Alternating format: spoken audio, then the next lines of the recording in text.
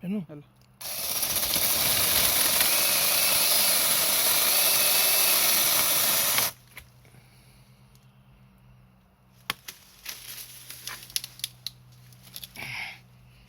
Άστο.